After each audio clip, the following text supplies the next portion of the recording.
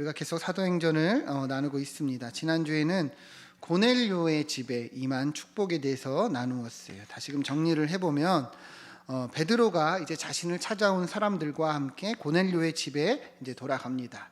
가보니까 어때요? 많은 사람들이 있어요. 고넬료가 자신만 기다린 것이 아니라 자기 주변 사람들도 함께 초청을 했습니다. 그러니까 베드로가 이제 많은 이방인들이 있으니까 좀 놀랐어요. 그래서 이렇게 얘기합니다. 내가 유대인으로 이방인과 가까이 하는 것이 위법인 줄 알지만 하나님이 내게 속되다 하거나 깨끗하지 말라 하시니 그래서 이 부름을 사양하지 않고 왔다, 이렇게 말합니다. 그러니 이 말을 들은 고넬료가요, 어떻게 베드로를 초청하게 됐는지 말하죠. 나흘 전에 한 천사가 내게 와서 당신을 초청하라 했다는 거예요. 당신을 초청해서 하나님의 말씀을 들으라고 했다는 거죠. 그러니 우리에게 당신에게 명하신 하나님의 말씀을 들려주세요, 이렇게 요청을 합니다. 그러자 베드로가 정말 하나님은 사람의 외모를 보지 아니하시고 하나님을 경외하는 사람을 다 받는구나 내가 깨달았도다 말씀합니다. 그리고 이제 예수 그리스도의 복음을 선포하죠. 하나님께서 나사렛 예수에게 성령과 능력을 기름 붓듯 하셨음에 그를 믿는 사람들은 다 죄사함을 받고 영생을 얻는다, 이렇게 선포합니다. 그러자 어떤 일이 일어났어요? 이 말씀이 선포될 때에 듣는 이 모든 이방인들에게 동일하게 성령이 임하셨어요. 마치 오순절 제자들에게 임하셨던 것처럼 성령께서 임하신 거예요. 그래서 베드로도 놀라고 함께 간 유대인들도 놀랬다 말합니다. 그래서 베드로가 이 성령께서 이들에게 임했으니 우리가 어떻게 세례를 베풀지 않을 수가 있느냐, 그래서 세례를 주었다 이야기를 나누었어요. 이방인이지만 하나님을 경외하던 이 고넬료와 그 주변 사람들이 이러한 축복을 받았다는 것이죠. 정말 예수님께서 명령하신 것처럼 이 복음이 예루살렘과 유대와 사마리아를 넘어 이제 이방인들, 열방을 향해 나아가고 있음을 우리가 보고 있는 거예요. 그죠? 사도행전이 그렇게 복음이 전파되는 것을 우리에게 말씀하고 있는 거죠. 오늘 말씀은 이제 고넬료의 집에서 예수 그리스도의 복음이 이방인들에게 선포되고 이제 베드로가 다시 예루살렘으로 올라가는 것에 대해서 나누는데요. 우리가 함께 본문을 보면 좋겠습니다. 우리 1절, 2절, 3절을 함께 읽어보겠습니다. 다시 한번 읽어보겠습니다. 시작. 유대에 있는 사도들과 형제들이 이방인들도 하나님의 말씀을 받았다함을 들었더니 베드로가 예루살렘에 올라갔을 때에 할례자들이 비난하여 이르되 내가 무할례자의 집에 들어가 함께 먹었다 하니. 아멘. 자, 1절을 다시 보면 유대에 있는 사도들과 형제들이 이제 이방인들도 하나님의 말씀을 받았다함을 들었다 이야기합니다. 이게 뭐예요? 그러니까 고넬료의 집에 베드로가 복음을 전파했을 때 성령께서 임하시고 이방인들도 성령을 받은 것을 다른 유대에 있는 사도들, 이 유대인들도 들었다는 거죠. 다 알게 됐다는 거예요. 자, 그런데 어떤 일이 일어나느냐? 2절을 보면 근데 베드로가 다시 예루살렘에 올라갔을 때 할례자들이 이것을 비난했다는 거예요. 3절을 보면 이르되 내가 무할례자의 집에 들어가 함께 먹었다 하니 말씀합니다. 그러니까 할례자들이 베드로를 비난했어요. 어떻게 유대인이 이방인의 집에 들어갈 수 있느냐? 어떻게 유대인이 무할례자의 집에서 그들과 함께 식사를 할 수 있느냐, 비난을 했다는 거죠. 여러분, 이 할례자들이 누구냐? 이 할례라는 이름에서 알 수 있듯이 이 할례자들은 율법의 행위를 중요하게 여겼던 유대주의자들을 말합니다. 그래서 이들은요, 우리 갈라디아서를 할 때도 나누었지만 예수님을 믿는 것만으론 완전하지 않다, 온전하지 않다, 율법을 지켜야 한다, 할례를 받아야 한다 주장을 했어요. 예수님을 믿는 믿음과 함께 행위가 있어야 한다는 것이죠. 그래서 이들이 볼 때는요, 이 베드로가 유대인으로 특히 초대교회 지도자로 이방인의 집에 들어가서 함께 식사를 한 것이 마음에 들지 않은 거예요. 왜요? 이들이 볼 때는 율법의 이들의 전통을 어긴 것이 되기 때문이죠. 사실 우리가 나누었지만 베드로도 원래는 이것이 좀 부담스러웠어요. 그죠? 유대인으로서 이방인들과 교제하는 것이 위법인 줄 알지만 베드로가 이렇게 얘기했단 말이에요. 그러나 왜 베드로가 간 겁니까? 하나님께서 깨끗하게 하신 것을 너가 속되다 하지 말라. 하나님의 뜻이 있었기 때문에 베드로가 간 거예요. 그죠? 이 베드로도 알았어요. 그죠? 이게 유대인의 전통으로 볼 때는 이방인들과 함께 하면 안 돼요. 그러나 왜 간 거예요? 하나님의 뜻이 있었기 때문에, 하나님이 보내셨기 때문에 갔다는 거예요. 여러분 잘 보세요. 베드로가요, 이방인들과 함께 식사를 한 것은 중요한 문제는 아니에요. 그죠? 제일 본질적인 문제는 아니에요. 제일 중요한 건 뭐예요? 하나님의 뜻이 여기에 있었다는 것이죠. 그죠? 이방인들에게 성령이 임하신 것이 하나님의 뜻이요. 이게 제일 중요한 문제입니다. 이해가 되십니까? 그런데 이 할례자들은 어떤 거예요? 이것은 보지 못하고 부수적인 것만 보는 거예요. 하나님의 뜻은 보지 못하고 오직 자기들의 전통, 자기들의 편견만 가지고 베드로를 비난하고 있었다는 거예요. 중요한 것은 하나님의 뜻이요, 이방인들에게 복음이 전파되는 것인데 자기들의 전통으로 볼 때는 이것이 옳지 않다, 이들이 비난을 하고 있다는 거예요. 여러분, 우리가 이 말씀을 잘 봐야 합니다. 오늘날에도 많은 교회들이 똑같아요. 중요하지 않은 문제, 본질이 아닌 것으로 분쟁하고 어려움을 겪을 때가 많다는 거예요. 오늘 본문에서처럼 정작 중요한 것은 보지 못하고 중요하지 않은 문제로 다툴 때가 있다는 거예요. 여러분, 우리나라에 처음 이 복음이 들어오고 교회가 세워졌을 때 어떠한 분쟁이 있었는지 아십니까? 예배를 드릴 때 있어 그냥 바닥에 앉아서 드려야 하느냐, 방석을 깔아야 하느냐, 이거 가지고 다퉜다고 합니다. 보수적인 성도들이 이런 거예요. 어떻게 하나님께 예배하는데 방석에, 푹신한 방석에 앉을 수가 있느냐, 바닥에 앉아야 된다, 이렇게 주장을 하고, 반대인 사람들은 바닥이 차갑고 추운데, 딱딱한데 방석 까는 것이 뭐가 문제냐, 이거 가지고 다퉜다는 거예요. 처음에는 그냥 뭐 주고받고 했겠죠. 근데 나중에 어떻게 된 거예요? 자존심 싸움이 되는 거예요. 감정 싸움이 된 거예요. 그래서 나중에는 정말 피 터지게 싸웠다고 합니다. 많은 교회들이 그랬다는 거예요. 여러분, 우리가 지금 볼 때는 어때요? 웃기죠, 그죠?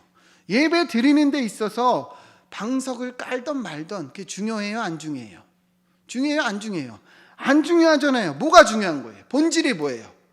예배 드리는 거잖아요, 그죠? 예배를 어떻게 하면 잘 드리느냐, 예배를 우리가 마음 다해 드리는 것이 중요해요. 어떻게 앉아서 드리던 방석을 깔던 말던 중요한 것이 아니라는. 근데 어때요? 교회는 이거 가지고 싸울 수 있다는 거예요. 분쟁이 일어날 수 있다는 거예요.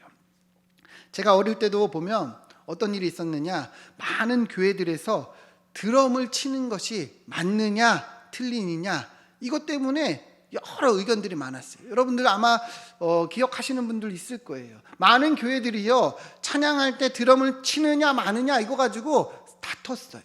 여러분 어때요? 드럼 쳐도 됩니까, 안 됩니까? 돼요, 안 돼요? 되잖아요. 네, 중요한 건 뭐예요? 찬양하는 거잖아요. 하나님을 찬양하는 거, 우리가 마음을 다해서 찬양하는 것이 중요하지, 이 악기가 어떤 악기든 중요한 것이 아니라는 거죠. 여러분 이해가 되십니까? 이런 거 가지고 근데 교회들이 분쟁한다는 거예요. 제가 최근에 보면요, 많은 교회들이 분쟁하는 있는 주제가 있는데, 그게 뭐냐면 정치적인 문제, 정치적인 입장 가지고 많은 교회들이 어려움을 겪고 있어요. 우리 교회는 그런 것이 없지만 제 주변의 이야기를 들어보면, 목회자들의 이야기를 들어보면, 아니면 여러 뭐 카페나 뭐 유튜브 이런 거 보면요, 그렇게 싸워요. 정치적인 것 때문에. 저 목사님은 좌파 목사네, 저 목사님은 우파 목사네, 진보네 보수네, 이거 가지고 같은 기독교인들이, 같은 이 성도들이 서로 비난하고 싸우고 있다는 거예요. 여러분들도 아마 그런 거 경험하신 분들이 있을 수 있어요. 제가 전에 이찬수 목사님 설교를 듣는데, 이 목사님이 이런 일이 있으셨대요. 어떤 교회에서 이제 부흥회에 강사로 초청한 거예요. 그래서 이제 갔는데 그 교회 담임 목사님이 그러더래요. 교회에 정말 중직자이신 권사님 한 분이 부흥회 참석을 안 해서 자기가 가슴이 아프다고 그러더래요. 그래서 왜 참석을 안 하냐 그랬더니 이 권사님이 그랬대요. 나는 좌파 목사가 설교하는 거 안 듣겠다, 이렇게 했다는 거예요. 이찬수 목사님이 좌파 목사여서 자신이 부흥회에 참석을 안 했다는 거예요. 이찬수 목사님이 가슴이 미어지더래요. 그러니까 본인은 좌파 목사도 아니고 우파 목사도 아니고 어떤 정치적인 성향에 대해서 얘기한 적도 없고 그런 거에 대한 오해가 많은 것에 대해서 가슴이 아프다는. 근데 진짜 가슴이 아픈 건 뭐예요? 이러한 논리로 인해서 교회가 나뉘고 함께 은혜를 나눠야 할 자리에 은혜를 나누지 못하고 있는 것이 가슴이 아프다는 거예요. 여러분, 우리도 잘 들으시길 바랍니다. 누구나 정치적인 성향을 가질 수 있어요. 그죠? 특별히 우리나라는 보면 이 지역적으로 많이 나뉘어져 있어요. 그죠? 그래서 어디 출신이냐에 따라서 참 색깔이 다른데요. 누구나 보수일 수도 있고 누구나 진보일 수도 있어요. 그런데 이게 본질적인 문제예요? 아니에요? 아니잖아요. 그죠? 이게 중요한 문제예요? 아니에요? 아니잖아요. 중요한 건 뭐예요? 우리가 예수 그리스도를 믿는 거잖아요. 그리스도를 믿는 성도들이잖아요. 주님 안에 한 가족인 것이 중요한 거잖아요. 이것을 잘 알아야 된다는 거예요. 이러한 것으로 서로를 비난하고 비판하면 안 된다는 것입니다. 우리 고린도전서 1장 11절부터 13절까지 우리 한번 천천히 읽어봅시다. 시작.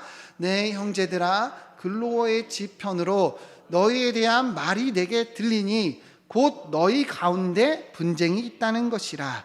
내가 이것을 말하거니와 너희가 각각 이르되 나는 바울에게, 나는 아볼로에게, 나는 게바에게, 나는 그리스도에게 속한 자라 한다는 것이니 그리스도께서 어찌 나뉘었느냐? 바울이 너희를 위하여 십자가에 못 박혔으며 바울의 이름으로 너희가 세례를 받았느냐? 아멘. 여러분, 이 고린도 교회에 분쟁이 있었어요. 어떤 분쟁이냐? 서로 나뉘는 거예요. 누구에게 배웠느냐, 누구의 가르침을 따르느냐에 대해서 나뉘는 거예요. 바울파, 게바파, 또 누구는 아볼로파 이렇게 나눈 겁니다. 그러니까 사도 바울이 이거를 듣고 너무 어이가 없는 거예요. 너무 화가 나는 거예요. 그래서 이 말씀을 전한 거예요. 그게 뭐가 중요하냐는 거예요. 중요한 건 뭐예요? 너네가 다 그리스도 안에서 속한 자들 아니냐? 예수님이 나뉘었느냐? 너희가 바울의 이름으로 세례를 받았냐? 뭐 바울이 중요하냐? 이렇게 얘기를 하는 것이죠. 본질은 뭐예요? 그리스도 안에서 하나인데 왜 싸우고 있느냐? 왜 나뉘고 있냐는 거예요. 여러분, 우리도 이 중요한 본질을 잘 알기를 소망합니다. 하나님은요, 우리가 그리스도 안에서 하나 되게 하셨어요. 믿으십니까? 이게 제일 중요한 거예요. 그러나 각기 다른 성향이 있고 각기 다른 은사가 있고 각기 다른 성격이 있습니다. 왜요? 하나님은요, 하나됨과 동시에 교회에 다양성을 주셨어요. 그래서 우리는 서로의 다름으로 섬기고 봉사하며 이 교회를 이루어가는 거예요. 그죠? 각기 코고 각기 입이면 누가 발이고 누가 손이 되겠습니까? 그죠? 그래서 교회는요, 이러한 다양성을 가지고 있어요. 그러니 다양성 가운데 분쟁이 일어날 수도 있어요. 그러나 중요한 것은 우리가 그리스도 안에서 하나라는 거예요. 그래서 이것을 가지고 서로 협력해 나가야 되는 거예요. 중요하지도 않은 문제로 다투면 돼요, 안 돼요? 안 된다는 거예요. 중요하지도 않은 문제로 서로 비난하고 서로 비판하면 안 된다는 거예요. 여러분, 잘 들으세요. 우리는 다들 각기 자기가 우월하다는 그런 의식들을 가지고 있습니다. 본능적으로 내가 우월하다는 의식이 있어요. 그래서 다른 사람을 판단하고 비판하는 것이 본능적으로 나와요. 여러분, 오늘 이 말씀을 가지고 이러한 모든 것들을 다 내려놓기를 축원드립니다. 중요한 것은 그리스도 안에서 우리가 하나라는 거예요. 여러분, 예수님은 보수셨습니까? 진보셨습니까? 여러분, 예수님은 좌파예요, 우파예요? 한번 대답해 보세요. 내가 좌파인 사람들은 예수님은 좌파이다 말할 것이고, 내가 우파인 사람들은 예수님 우파라고 얘기할 거예요. 그죠? 보면 다 그래요. 그렇게 싸워요. 여러분, 잘 보세요. 예수님의 생애를 보면 하나님의 말씀을 고수하고 지키고 실천하는 것에 있어서는 보수셨어요. 그죠? 그러나 세상의 악, 특별히 기득권자들, 잘못을 행하는 바리새인 서기관들한테는 예수님은 진보셨어요. 바꿔야 된다, 갱신해야 된다, 분명하게 말씀하셨다. 우리가 이것을 잘 받아야 돼요. 하나님의 말씀을 지키고 따라가는 것에 있어서 우리는 뭐 해야 돼요? 보수, 그죠? 나의 연약함, 나의 죄성, 나의 부족함들에 있어서는 어떻게 해야 돼요? 진보가 되어야 한다는 거예요. 세상을 향해서 똑같은 거예요. 이 보수와 진보는 나뉘는 게 아니에요. 동전의 양면과 같습니다. 함께 있는 거예요. 우리가 보수해야 되는 건 보수해야 되고 바꿔야 되는 것은 바꿔야 되는 겁니다. 여러분, 이걸로 나뉘지 않기를 축원드립니다. 그리스도 안에서 우리는 하나라는 거예요. 이러한 본질을 가지고 우리가 나아가길 축원드립니다. 이 할례파들이 이 베드로를 비난했어요. 너가 유대인으로서 어떻게 이방인과 함께 식사를 할 수 있느냐 비난을 했는데요. 베드로가 이제 그거에 대해서 설명을 합니다. 우리가 이제 앞서 다 나누었던 내용들인데 제가 천천히 보면서 좀 말씀을 보면 좋겠습니다. 4절부터 보시면 베드로가 그들에게 이 일을 뭐라고 그래요? 차례로 설명했다. 그러니까 왜 내가 이방인의 집에 들어갔는가 차례로 설명했다는 거죠. 5절을 보면 내가 욥바시에서 기도할 때 환상을 하나 보게 됐다 얘기를 합니다. 6절 보면 이 환상 가운데 주목하니 이 네 발 가진 것, 들짐승, 공중에 나는 것들이 그 그릇 안에 있었다는 거예요. 그러더니 7절을 보면 소리가 들립니다. 어떤 소리예요? 베드로야 일어나 잡아 먹으라. 여러분, 이 짐승들이 부정한 짐승들이었잖아요. 그죠? 근데 잡아먹으라는 거예요. 그리고 8절을 보니까 베드로가 말합니다. 주님, 나는 그럴 수 없어요. 나는 이 유대인으로 부정한 음식을 먹은 적이 없습니다. 이렇게 얘기를 합니다. 그래서 9절에 뭐라 그래요? 다시 소리가 들려 하나님이 깨끗하게 하신 것을 너가 속되다 하지 말라 하더라. 이런 일이 3번 있은 후에 다시 하늘로 올라갔다 말씀합니다. 베드로가요, 왜 나이가 이방인의 집에 들어갔는지 할례자들에게 얘기를 하는 거예요. 이러한 일이 있었다. 차근차근히 설명하고 있는 거죠. 11절 보시면 마침 3사람이 내가 유숙한 집에 들어왔다. 그래서 성령이 내게 명하사 의심 말고 가라 하시니 그래서 내가 이 6 형제들과 함께 갔다. 13절 보면 천사가 내 집에 서서 말하되 내가 사람을 욥바에 보내어 베드로 안에 시몬을 청하라. 고넬로가 이야기하는 거예요. 그래서 내가 이 구원받을 말씀을 이르리라 함을 보았다 하거늘 베드로가 그리하여 이 말씀을 전하였다는 거죠. 그래서 어떤 일이 일어났어요? 15절 보면 내가 말을 시작할 때에 성령이 그들에게 임하시기를 처음 우리에게 하신 것과 같이 하는지라. 내가 주의 말씀에 요한이 물로 세례를 베풀었으나 성령으로 세례를 받으려 하신 것이 생각났노라. 그런즉 하나님이 우리가 주 예수 그리스도를 믿을 때에 주신 것 같은 선물을 이 이방인들에게도 주셨으니 내가 누구이기에 하나님을 등이 맡겠느냐 하더라. 아멘. 여러분 잘 보세요. 베드로가요 자신을 비난하는 이 할례자들에게 어떻게 얘기해요? 자신에게 있었던 일들을 차근차근 설명하고 있어요. 그죠? 보이시죠? 그죠? 내가 이방인의 집에 간 것은 하나님께서 보내셨다는 거예요. 하나님께서 나에게 이러한 환상을 보이시고 고넬료에게 요청하셔서 내가 이 집에 가서 말씀을 전하였는데 이러한 일이 일어났다는 거예요. 여러분, 베드로가요 내가 이렇게 행한 것은 하나님의 뜻이었다는 것을 자신의 비난을 하는 이 할례자들에게 설명하고 있다는 거예요. 여러분, 베드로는요 사도예요. 사도가 뭐예요? 예수님의 제자. 그죠? 당시 이 초대교회의 최고의 권위자였어요. 예수님의 오른팔이 누구예요? 베드로잖아요. 이 초대교회의 가장 큰 지도자 중에 하나가 베드로였어요. 그런데 그럼에도 베드로는 자신을 비난하는 이 할례자들에게 감정적으로 대하지 않고 이처럼 차근히 설명하고 있다는 거예요. 너희가 알지도 못하면서 함부로 나를 비난하느냐? 너희가 감히 교회의 지도자인 나에게 이러한 비난을 하느냐? 이렇게 이야기하지 않았다는 거예요. 여러분 보이십니까? 그저 어떻게 이러한 일이 일어났는지 잘 설명하고 소통하고 있다는 것을 말씀하고 있는 거예요. 여러분, 이것이 그리스도인의 모습이어야 합니다. 여러분, 우리가 신앙생활을 하다 보면 교회 안에서든 가정 안에서든 회사 안에서든 분쟁이 있을 수 있어요, 없어요? 있을 수 있어요. 내가 억울하게 누명을 쓸 때가 있어요, 없어요? 있어요. 오해가 생겨서 내가 비난받을 수도 있어요. 그러나 그때 어떻게 해야 되는 거예요? 우리가 감정적으로 대하지 않고 무엇이 오해인지, 왜 그들이 오해했는지 공감하고 잘 소통하고 차근차근히 설명해 줄 수 있어야 한다는 거예요. 여러분, 베드로가 원래 어떤 사람이에요? 굉장히 다혈질이고, 그죠? 성격이 급한 사람이잖아요. 그래서 예수님을 체포하러 온 이 병사의 이 귀를 어떻게 해요? 잘랐잖아요. 그 자리에서 잘랐어요. 그처럼 베드로가 급했던 사람인데 오늘 말씀을 보면 어때요? 전혀 그렇지 않다는 거예요. 왜요? 그가 예수 그리스도를 믿어 성령을 받고 이처럼 어떻게 살아가야 하는지를 알게 되었기 때문이에요. 여러분, 우리도 이러한 은혜가 있길 소망합니다. 오해 있을 수 있어요. 그죠? 내가 억울한 일을 당할 수 있어요. 그러나 감정적으로 대하면 오히려 일이 그르치는 거예요. 오히려 이 분쟁이 더 커질 수 있다는 거예요. 차근히 설명하고 또 차근히 대화할 때 이런 오해가 풀릴 수 있다는 겁니다. 우리 18절 말씀 같이 한번 읽어보겠습니다. 시작.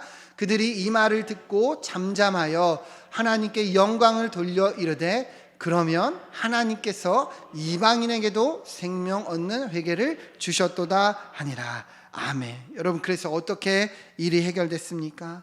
이 말을 들은 이 할례자들이 다 이해를 한 거예요. 아, 그래서 베드로가 이방인의 집에 들어갔구나. 아, 그래서 베드로가 그들과 함께 식사를 했구나. 아, 그러면 하나님이 저들에게도 생명 얻는 회개를 주셨구나. 다 깨달았다는 거예요. 여러분, 우리에게도 이러한 은혜가 있길 소망합니다. 감정을 따라가면 안 돼요. 뭘 따라가야 돼요? 말씀을 따라가야 됩니다. 우리의 감정을 따라가면 일이 그르쳐요. 오늘 본문처럼 하나님의 말씀을 따라가기를 축원드립니다. 화가 날 수 있고 억울한 일을 당할 수 있고 오해가 생길 수 있고 분쟁이 일어날 수 있어요. 그러나 그때 어떻게 해야 돼요? 차근차근 설명하며 그렇게 해결해 나가야 된다는 거예요. 우리 에베소서 4장 1절 2절 3절 같이 한번 읽어보겠습니다. 시작. 그러므로 주 안에서 갇힌 내가 너희를 권하노니 너희가 부르심을 받은 일에 합당하게 행하여 모든 겸손과 온유로 하고 오래 참음으로 사랑 가운데서 서로 용납하고 평안에 매는 줄로 성령이 하나 되게 하신 것을 힘써 지키라. 아멘. 1절 다시 띄워주시면 바울이 이렇게 권면했어요. 너희가 부르심을 받는 일에 합당하게 해라.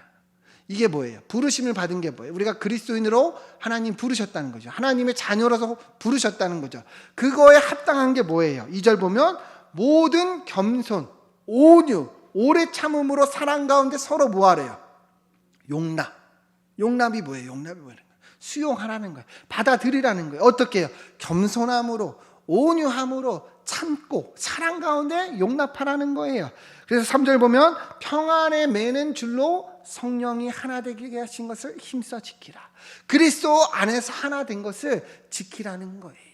서로 나뉘지 말고 서로 분쟁하지 말고 서로 이렇게 온유함으로 그렇게 이해하고 하나됨을 힘써 지키라는 거. 이게 하나님이 우리를 부르신 목적입니다. 여러분, 중요한 것은 뭐예요? 하나님이 우리를 부르셨고 하나 되게 하셨다는 거예요. 나머지는 중요해요? 안 중요해요?